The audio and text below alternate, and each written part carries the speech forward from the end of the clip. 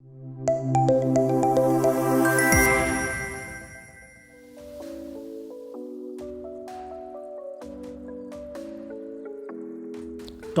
of this session is how new age technologies like artificial intelligence, machine learning, IoT are changing India's education landscape. And actually they are.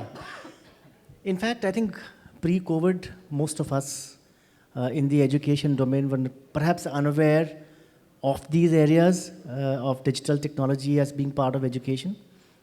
During COVID, we started gaining knowledge because we were forced into this area of adopting digital technology for teaching and learning and changing our pedagogies. But post-COVID, I think everyone, whether it is K-12 education, higher education, corporate learning and teaching, everyone has now understood that we can't survive without digital technology and digital tools like IoT, AI and ML. They've become part of our DNA now. And the reason is that the students whom we teach in our institutions and universities were born sometime in late 2000s. And when they actually started understanding the world around them, they were all surrounded with technology. They operate digital equipments much better than us. They have lived with mobile phones and tabs and computers, unlike our generation who never knew of these things. Their teaching learning style, therefore, is absolutely different from what has been our teaching and learning style. No more sage on this stage, they prefer guide by the side. And using digital technology has become part and parcel of their learning pedagogies, as a result of which the institutions whom we are now at the helm of the affairs in these institutions also would therefore need to adapt to this fast changing technological world to keep pace at least with the youngsters who are part of our institutions and universities. Their attention span has gone less. They depend on a lot of digital tools to interact and engage amongst themselves as also with the faculties, and therefore if the faculties and the institutions are not matching the same speed and velocity, they will be left behind because they cannot engage students. Students' engagement span has gone considerably down, and they need constant motivation and innovation in the teaching pedagogies. So what do? We have no respite but to adopt digital technologies like AI, ML and IoT. Now, these new age technologies are actually reshaping the entire India's education landscape. From the traditional modus operandi of teaching to now tech-enabled modus operandi of teaching and learning. We are now focused more on personalized education. So I was addressing an RT just before that. The way today's generation prefers a customized pizza, the base remains the same, toppings vary based on our own tastes. Similarly, the students are expecting typically a personalized education or personalized content consumption vis-a-vis the other way around, which means that we have to use digital platforms, new age learning management platforms, which would ensure that we are able to supply that personalized education to these students. We also are focusing our attention on competency-based education, which also has now become the part of new education policy, NEP 2020, which focuses on customized competency-based education, where we are able to map the individual competency attainment of each and every individual who is going through the learning journey in the learning ecosystem, and ensure that by the time that student passes out of the institution, he has gained a particular amount of competency. And if there are certain competency gaps, we as educational leaders are able to identify what the competency gaps are, and using digital technology, we are able to supply those competency requirements to those individual students, as also be able to find out the students who are laggards or students who are at risk, and also use digital technology to understand how do we supply them the additional resources that could help them to bring at par with the other students. We're talking about chatbots, we're talking about virtual tutors, we're talking about on-demand education. On-demand education is a new concept, which means that I, as a student, if I feel that I need more emphasis and some more content to be consumed on a particular topic of my interest or my preference, I'm able to get that additional learning material and consume it. Today's student is also, the learning style has changed to more of a gamification style, which means that if I've crossed a level of education or understanding or learning, I'm able to move to the next level and be awarded with certain credentials as I move from one level to the other. So all these things have happened. They're already there. The idea is how do we cope up with the challenges? So whereas one area is that there are so many advantages of these new age technologies, but at the same time, there are a lot of challenges which you're facing. Chat GPT, the other challenges that are associated with this, the faculties who need to be trained and retrained on this change way and change pedagogical methods need a lot of attention because they are also equally important aspect of the entire education ecosystem. So these are certain challenges. What I would do is that we'll go through my co-panelist. And I've identified 3 or 4 areas of concern that we have faced and would request my co-panelists to address. And I'll pose a question to them and let it be picked by any of my co-panelists whomsoever feel comfortable. So the first question that I have about adaptive digital technologies is that how can AI, ML, and IoT be effectively leveraged to personalize learning and address the diverse need of learning styles of students? So that's my question to my co-panelist. Any one of you can take it up.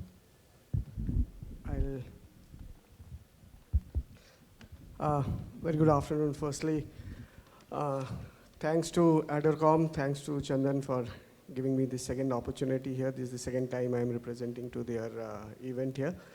A very good afternoon to all my co-panelists here. I'll take up that particular part of the question that Sir has put in and rightly set the forum for a discussion, that there is no way out today that we think beyond or we think aside the digital technology. That is not possible. So it's more or less goes without saying that all these particular benefits that we were talking about right from the morning session, be it a new education policy, be it the digital technological development that is coming up, it is, if you want to give a correct shape to that and if you want to give the benefit to all the students in the correct form, then the only way in is to accept these particular digital technologies that are there, try and make use of them and see how that particular part can be utilized and given the benefit to the students. Bit of an addition to what the initial statement Sir has just made and told that a customized based of a learning. Nowadays, the students also demand that, okay, fine, if I need certain thing additional onto a certain topic or a certain courses, then I should be made available to that particular part.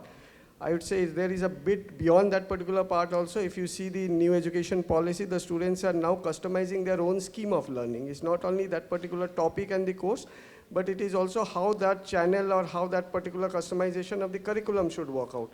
So that is why there is a concept of the major and the minor that is coming up, that okay, fine, if someone has chosen a field of program, then outside that particular scope also an individual would like to explore. Beyond that particular part also an individual would like to explore.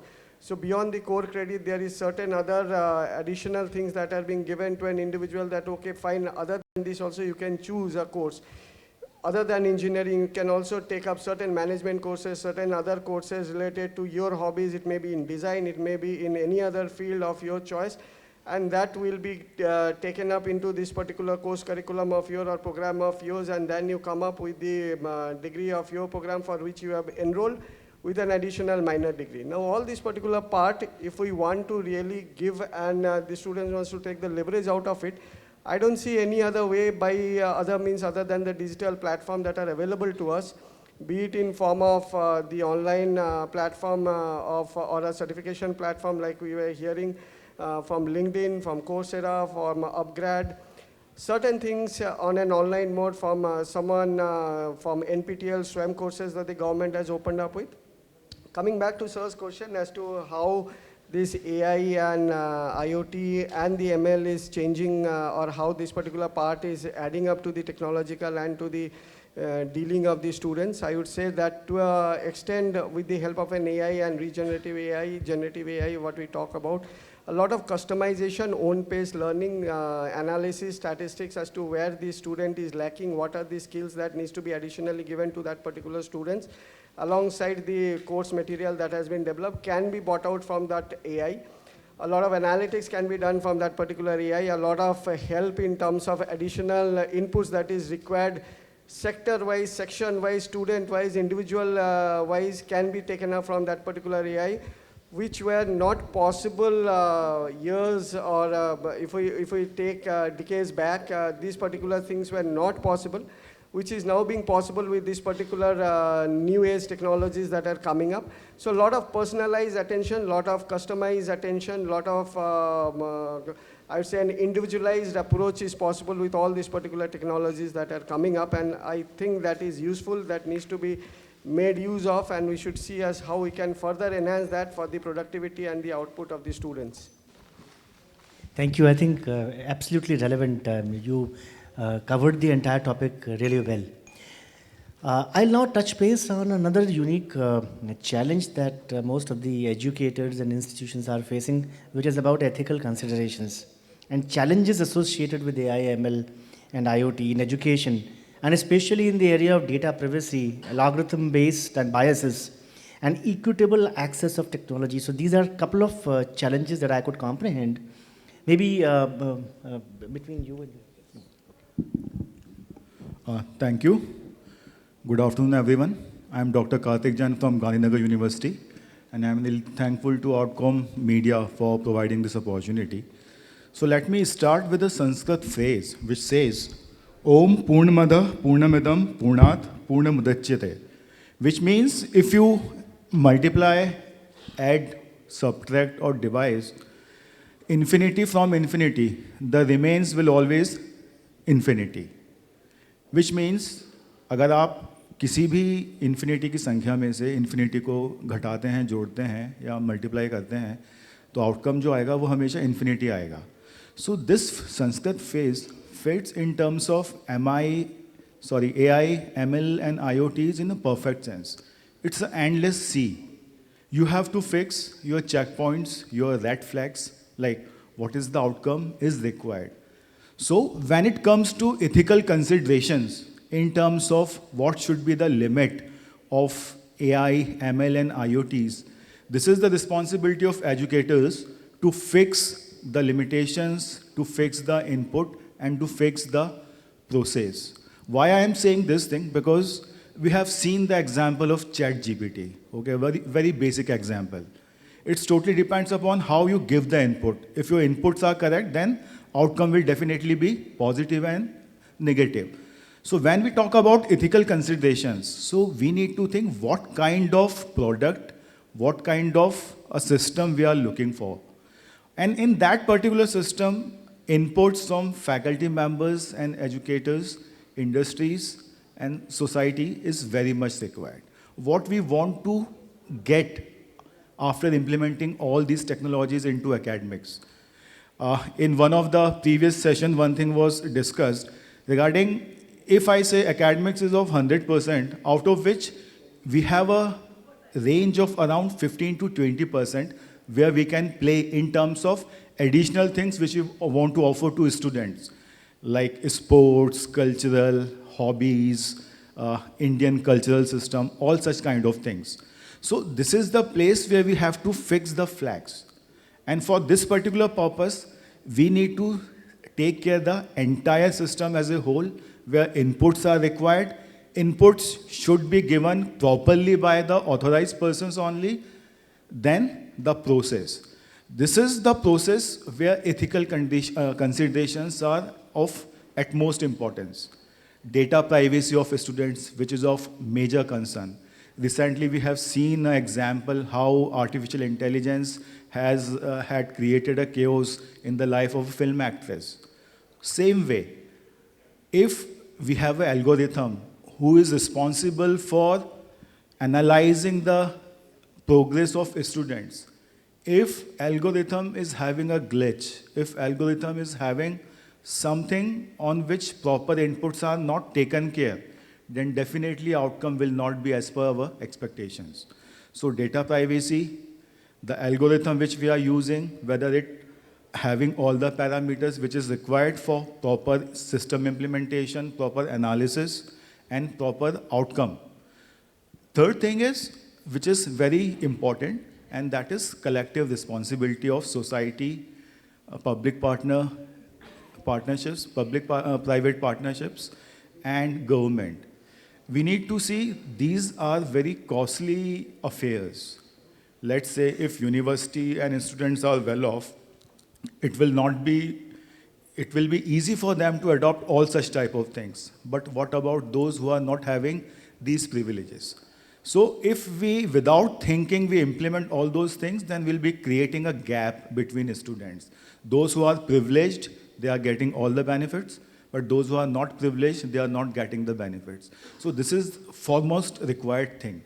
We need to see this social consideration also. And last but not least, which is our inner ability and inner capability to see the things in positive manner.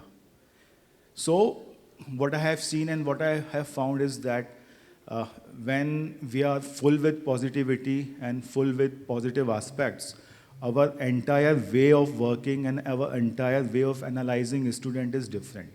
So these 5 points are very much required for ethical consideration.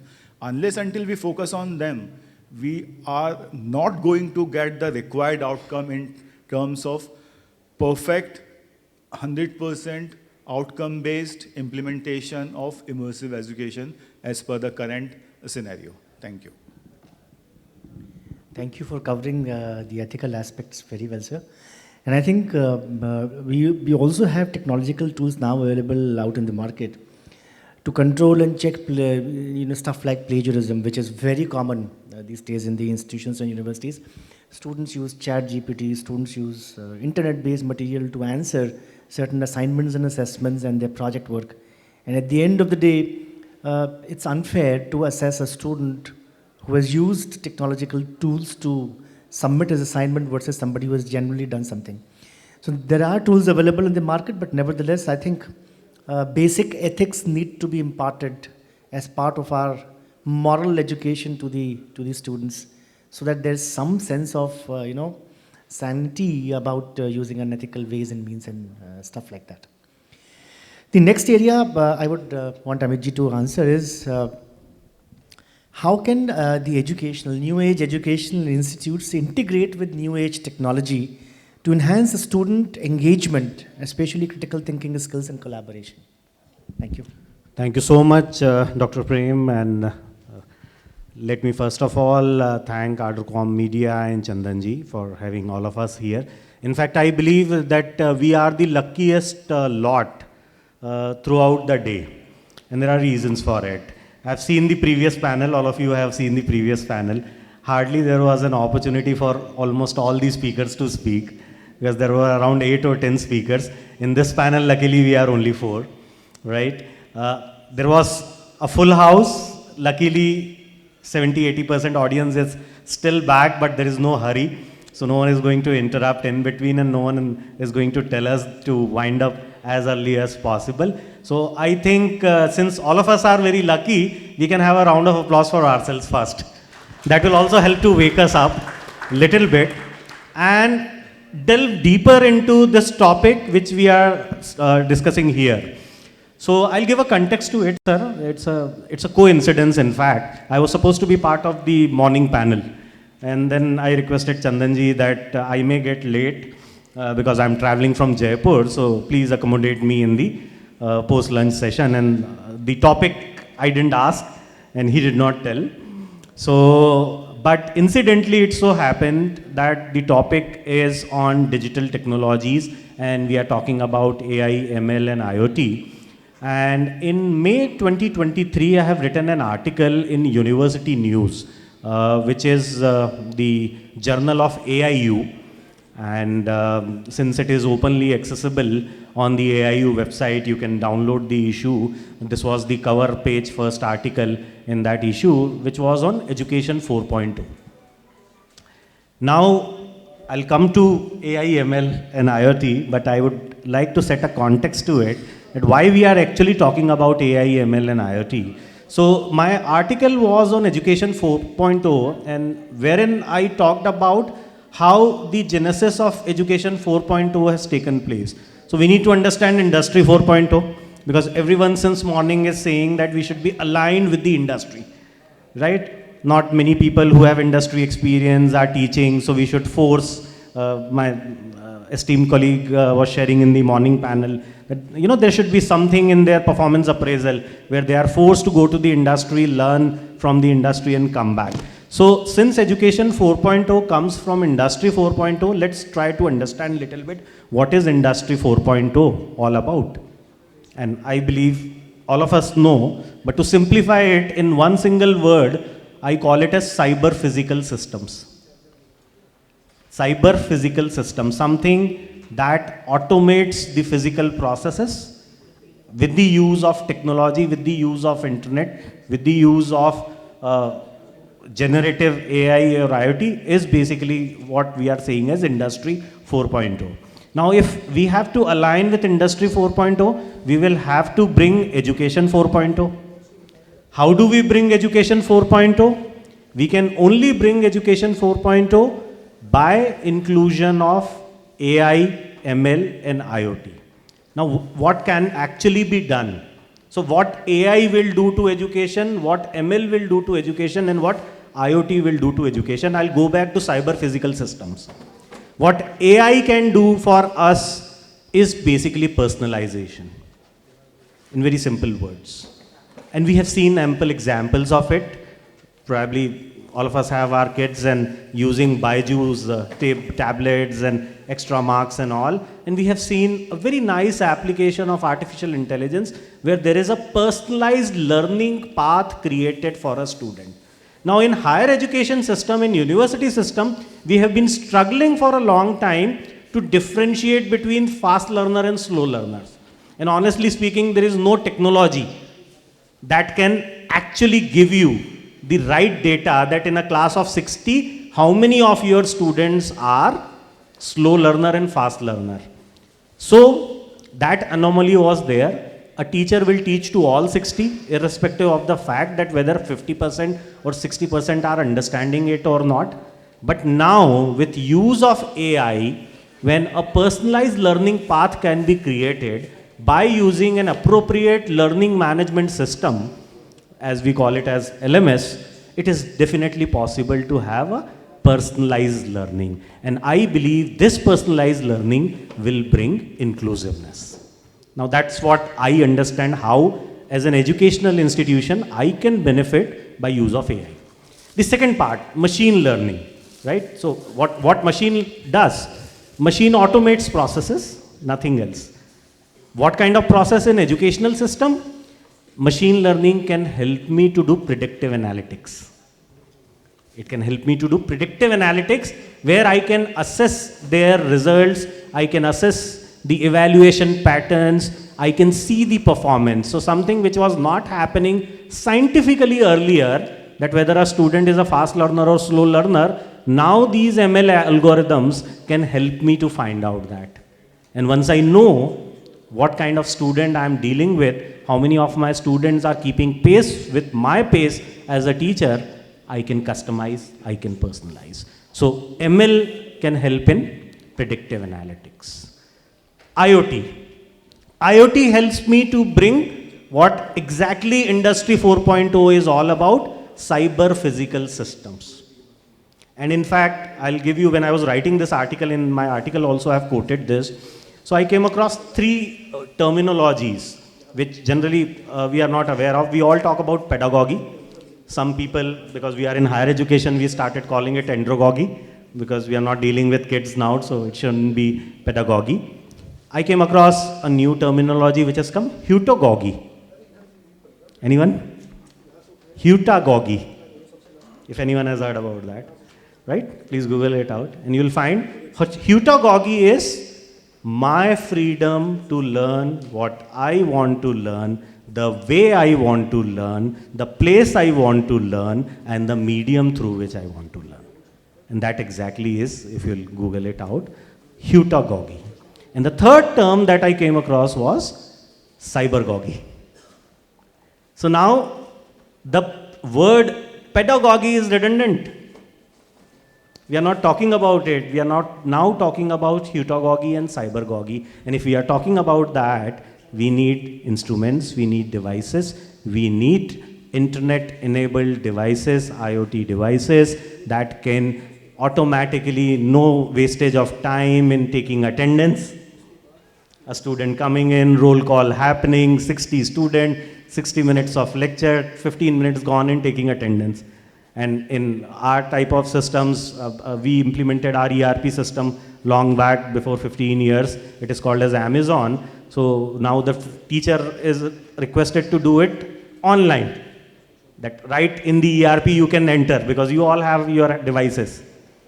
Right? Now with IoT, student comes in, attendance is monitored. Student goes out, attendance is monitored. You need not to keep track of it. Right? Combined with applications of AI and ML, the assignments not submitted on time, automatic SMS goes. A faculty need not remember how many of my students have submitted, how many have not submitted. Right? That ML algorithms will churn it out. And with the help of AI, again, you are able to design a very personalized path where, because students believe in heutagogy, so they will say, okay, I'll attend lecture for 10 minutes, 15 minutes, remaining I'll see in the video. Can I get the link of your video?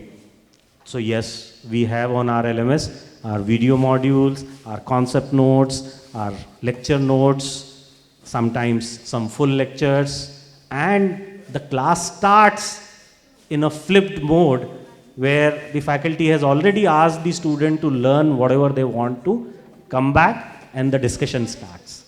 And as far as last part, sir, I'll touch, right, which is of this chat GPT, which is a major issue that is coming up, and how to deal with it, because my colleague talked about ethical consideration. So plagiarism softwares are there, but how you still, there are limitations of softwares, and students are smart to find way out. Now, what will be a better approach in your pedagogy? You include that, okay, type this term on chat GPT, bring out an essay, and now in 100 words explain how you will implement this essay in XYZ condition for XYZ company. Now that is the flipped approach of using a chat GPT or generative AI kind of system. So that's my take on it. Thank you. Thank you. I think you covered it very well, and especially you gave the solution also. I think I've heard so many discussions on chat GPT and the troubles that it's creating for the educationists. And I think this is a very good suggestion. I think this can be tried out. Fantastic, sir. Now, in the paucity of time, I'll just have one question which pertains to the strategy that can be implemented for ensuring that educators, the faculties, need to be trained in these new age technologies to deal with the new age pedagogies. How do we do that? Because that's one of the areas where most of the educational institutions are finding it difficult. Just before this session, we had an RT, roundtable conference, and this was one of the very important topics. How do we enable our educators, our faculties, to ensure that they are also of the same speed and velocity as the students, so that there is a better engagement between the two? So maybe one of you can pick it up. I think it's being a last question, we have the moral responsibility to divide the few points amongst each other. So let me start with this. You see, there is a basic difference. Two things are there. If I have to convert a PowerPoint presentation of my academic staff into a animated one, fancy one, this is not AI/ML. Unfortunately, majority institutions are doing in this way. They are converting PowerPoint presentations of faculty members into animation with some sort of things, and they consider it as a thing based on AI/ML. Okay, but what I see, what should be the checkpoints in terms of how education or how academic staff should be trained so that required outcome is achieved. Simply is that what we want to give to our students, let's have those parameters with us. And on those parameters only, we need to fix how we will design the LMS. As I told earlier, it's an endless sea. So we need to fix certain things, how much, at what priority, at what length we want to go ahead. So once this thing is decided, then as told earlier, we need to just work on the 20% part of implementation. So what I think, collaboration is required from academic staff, from industries, and from society circle. Second thing is that we need to fix the process in terms of what we want to teach to our students in terms of AI and ML. AI ML is such a vast area, so we need to have a certain system. I don't know how we'll be doing it, but as I told, anything can be recorded, anything can be generated. So we need to be very fixed in those terms. And third thing is that apart from tailor-made training programs for faculty members, apart from having a sincere effort to collect input from all the stakeholders, one thing which is also very much required in terms of making it suitable for academic requirement is the participation of students. Startup, one example is there, when 10 years back this startup policy was started, there was a huge response from students. But now hardly 2% success ratio is that. So this should not be the outcome in this technology-based learning. अभी तो क्या होता है कि student, if teacher is good, student is very eager to come to class. But let's say, if teacher is not that good and he is totally dependent upon the technology, then outcome will also be the same. Students will not be interested in attending the classes. So now I'll be requesting my fellow members to continue the topic, please. Thank you. So my take on this, since we are talking about faculty development and how to train and teach them, I believe if buy a new mobile, it takes us 3 days to become acclimatized, right? And there is a very interesting experiment by Professor Subroto in Delhi, the computer in a wall project, where on the wall of the, I think IIT Delhi or something, he placed a computer and only the monitor was visible and there was a keyboard and a mouse, and the other side was a slum area. And these uneducated kids just started dabbling with it, tinkering with computer, and it was observed that within 7 days they could learn how to operate a computer. And after that, they were doing a lot of activities on that computer. So I believe you provide the resources, you enable the faculty, they'll learn in 7 days' time. We are quick learners. That's my take on it. I'll just quickly close my particular part also on this. Yes, whatever the fellow colleagues have told is one part of it. What I personally believe, and pardon me if it is a bit of a bold statement on this particular part, we need to first, as a faculty, as a teaching fraternity community, we need to understand that, okay, fine, here we need a bit of a reskilling or upskilling. And on that particular part, we need to have the hands from the industry partner come in. And I feel that this is an area where we need the inputs from the industry partner to an extent to skill and upskill the manpower requirement that we have in the form of a faculty. Yes, we are ready to accept it, adopt it. We are a quick learner, as rightly told by sir, but we will be needing the, I would say, the intervention of the industry partner here. So they need to spend that amount of a bit of a time from their busy schedule and with their commitment that, okay, if the products are coming up, also let us educate the utility part of it so that it can go to the benefit of the next generation or the coming generation. So we need to join hands together, and this is required for this particular part so that we can collectively use it for the better benefit and for a better output, I would say. Thank you so much. In my belief, what we do, so I am part of a company called D2L, Desire to Learn, which is an LMS company from Canada. What we do is when we deploy our solution in a university or an institution, we spend maximum time in teaching the teachers. Innumerable number of trainings are given to the teacher, because if they adopt it perfectly well, there's no issue. What we do is we prove to them that by using technological tools, they're able to save a lot of time, mundane time which they otherwise spend in routine administrative tasks, like compiling the final results, like creating those Excel sheets, publishing the results, attendance, a lot of mundane administrative tasks they're involved in. Now, using technology can save them that time, which then can be utilized by them in improving the quality of teaching and education for which they're there. Once they understand that yes, using technology can help them save a lot of time and actually engage these students much better, they realize it, and then the adoption of technology becomes very, very easy. So from my perspective, what I feel is that we need to, as educationists, invest a lot of time in teaching the teachers. Once they adopt it, I think our problem to a great extent is sorted out. And of course, support from the colleagues, from the management and others, I think this also helps. So that's my input on this topic. Thank you very much, my co-panelist, for bringing out your valuable suggestions and solutions. Thank you.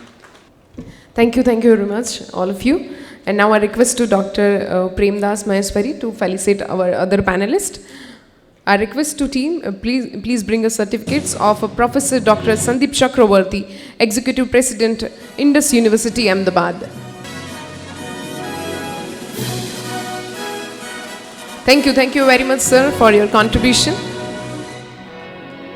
Next, I request for Professor Amit Jain, President, Vice Chancellor, Amity University, Jaipur.